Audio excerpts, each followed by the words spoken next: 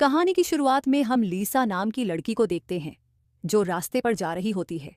तभी कुछ गुंडे आते हैं जिन्होंने अपने चेहरे पर मास्क लगा रखा होता है। वे उसे किडनैप करके कहीं ले जाते हैं। फिर वे उसे बेहोश कर एक जेल में ले आते हैं। यहाँ हम देखते हैं कि वहाँ बहुत सारी सेल्स बनी होती हैं। जब लीसा को होश आता है तो वह खुद को एक चैन से बंधा हुआ पाती है और उसके गले में एक पट्टा भी बंधा होता है, जैसे कुत्ते के गले में बंधा होता है। इसी वजह से इस फिल्म का नाम लाइक डॉग्स है। कुछ डॉक्टर यहाँ पर एक्सपेरिमेंट कर रहे होते हैं। वे इंसानों को कुत्तों की तरह बांधकर उनका रिएक्शन चेक कर रहे होते हैं। यहाँ पर उनके साथ में डॉग्स के जैसा ही बर्ताव किया जाएगा। ये देखकर लिसा डर जाती है और वहां से इधर उधर देखने लगती है और वो जोर जोर से चिल्लाती है। वो देखती है कि गेट के सामने एक आदमी खड़ा है जो उसे ही देख रहा होता है। लिसा उसे देखकर घबरा जाती है और वापस आकर अपने सेल में बैठ जाती है। कुछ देर बाद वहां पर एक आदमी आता है जो उसके लिए खाना लेकर आया होता है। वो देखती है कि उसमें डॉग फूड है। वो वहां उस आदमी से इस बारे में बात करती है, लेकिन वो उसे इशारे में चुप रहने को बोलता है और कहता है कि डॉग्स बात नहीं करते हैं। वो उसे वॉशरूम के बारे में पूछती है तो वो बोलता है कि तुम्हारे सेल में एक दरार बनाई गई है जिसमें तुम वॉशरूम कर सकती हो। वो उस खाने को नहीं खाती है। वो देखती है कि थोड़ी देर बाद वहां की लाइट ऑन ऑफ हो जाती है और वो वहीं पर सो जाती है। थोड़ी देर बाद में वहां एक आदमी खाना लेकर आता है।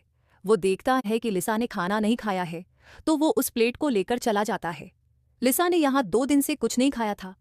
अगले दिन फिर एक लड़की उसके लिए वही डॉग फूड लाकर देती है, लेकिन उस प्लेट को उससे काफी दूर रखती है, जिससे लिसा का हाथ उसे प्लेट तक नहीं जा रहा होता है। वो अपने पैर से उस प्लेट को अपने पास में खींचती है और उस डॉग फूड को खाती है। उसे कुछ आवाज़ सुनाई देती है जैसे कोई आदमी चिल्ला रहा होता है। वो देखती है कि यहाँ पर किसी सेल में एक आदमी को बांधा हुआ होता है। जैसे ही वहां पर लाइट बंद होती है तो लिसा अपनी प्लेट को दीवार पर मारने लगती है और वहां पर चिल्लाती भी है कि कोई मेरी मदद करो, लेकिन वहां पर कोई नहीं आता। उसे चक्कर आते हैं और वहीं पर सो जाती है। उसे वहां पर सपना आता है कि वो अपने दोस्त के साथ रोमांस कर रही है। अगले दिन सुबह लिसा को एक फील्ड में छोड़ दिया जाता है और उसे बोला जाता है कि यहाँ पर लोहे की वायर लगी हुई है, तुम्हें उसको टच नहीं करना है। लेकिन लिसा वहां पर खुद को आजाद समझकर उस लोहे की तारों को पार करके बाहर भागना चाहती थी। जैसी ही वो लोहे की तारों के पास में जाती है तो उसके गले में बंधा हुआ पट्टा ऑटोमेटिक टाइट होने लगता है और वो जैसे ही उन तारों पर हाथ लगाती है उसे इलेक्ट्रिक शॉक लगता है, जिससे वो वहीं पर गिर जाती है। जब वो अगले दिन उठती है तो वो खुद को अपने सेल में उसी चैन से बंधा हुआ पाती है। उसके साथ में डॉग की तरह ऐसे सल्लूक किया जा रहा था। जैसे डॉग को नहलाया जाता है वैसे ही उसे नहलाया जा रहा था। लिसा को अपने रूम में एक आदमी की आवाज आती है। जब वे लोग वहां से चले जाते हैं तो लिसा अपनी सेल से बाहर निकालकर देखती है तो वहां पर उसे एडम नाम का एक आदमी दिखता है, जिससे वो बात करने लगती है। एडम को वहां पर अगवा करके लाया गया होता है और उसके साथ में भी डॉग की तरह व्यवहार किया जा रहा था। वो लिसा से बात करता है और कहता है, हम दोनों यहाँ से भाग जाएंगे, इसके बारे में मैं दिन रात सोचता हूँ। उनकी ये बातें चल ही रही होती हैं कि तभी वहां पर एक आदमी खाना लेकर आता है। एडम लिसा को खाना खाने से मना करता है, लेकिन लिसा उससे बोलती है, हम कब तक खाना नहीं खाएंगे, और वो एडम को भी खाना खाने के लिए बोलती है। एडम उसे बताता है कि ये लोग खाने में कुछ मिलाकर देते हैं जिससे हमें नशा होने लगता है और हम उल्टी सीधी हरकतें करने लगते हैं। लेकिन लिसा जल्दी से खाना खाने लगती है। जब एडम वहां पर खाना नहीं खाता तो एक आदमी इलेक्ट्रिक शॉक स्टिक लेकर आता है और उन दोनों को इलेक्ट्रिक शॉक देता है, जिससे वे दोनों बेहोश होकर गिर जाते हैं। जब उनकी आंखें खुलती हैं तो वो देखते हैं कि उन दोनों को थोड़ा पास में बांध दिया गया है।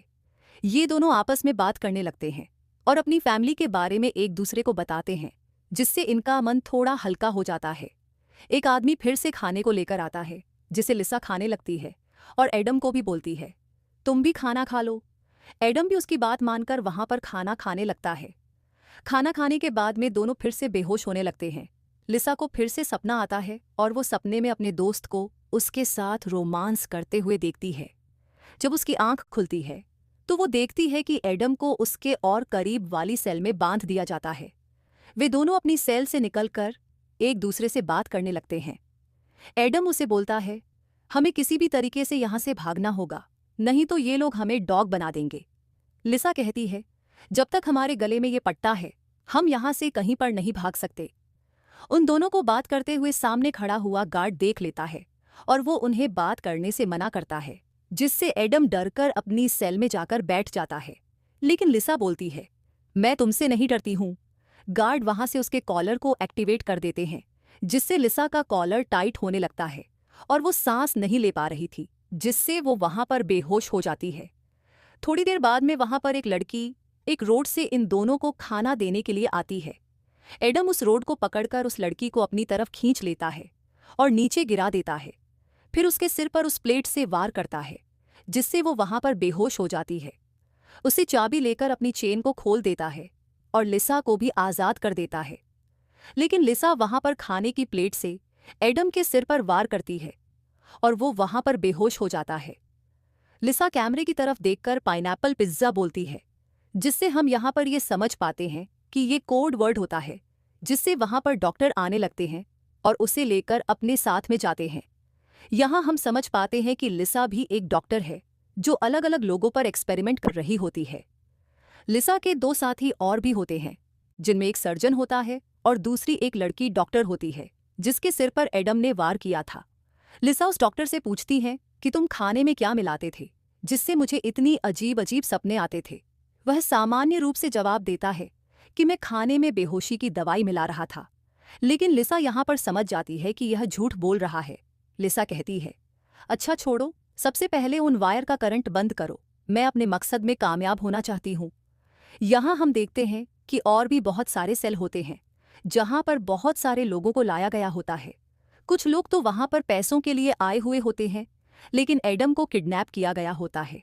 लिसा एडम से प्यार करने लगी थी, जिस वजह से वह उसका किडनैप करवा लेती है और उसे अपने साथ सेल में रखती है। वह उसके साथ भागने की योजना बनाती है और एडम को यह सब सच लगता है। तभी डॉक्टर के पास बॉस का कॉल आता है, जो यह एक्सपेरिमेंट कर रही होती है।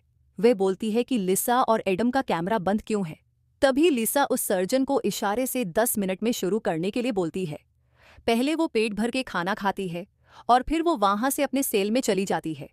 जब एडम को होश आता है तो वो लिसा से कहता है कि हमारे गले का कॉलर तो मैंने खोल दिया था, फिर हम दोबारा से यहाँ पर कैसे रह गए। लिसा उसे बोलती है कि शायद तुम्हें सपना आया होगा। इसके बाद उन्हें ग्राउंड में छोड़ दिया जाता है।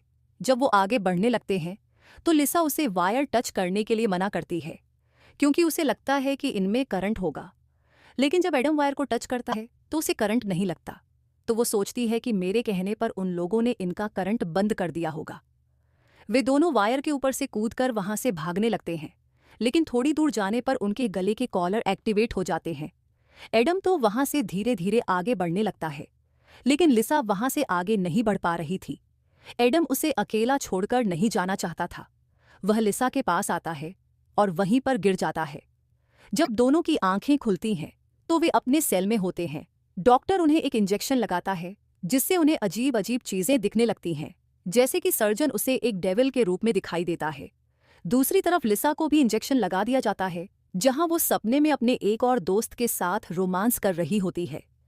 उधर डॉक्टर देखती है कि लिसा और एडम की सेल में जो कैमरे लगे हुए हैं, उन सबको बंद कर दिया गया है। इस चीज को लेकर डॉक्टर को उस सर्जन पर शक होता है और वह अपनी बॉस को कॉल करके सब कुछ बता देती है। जब बॉस वहां पर आती है तो वो उस एक्सपेरिमेंट को बंद करने के लिए बोलती है।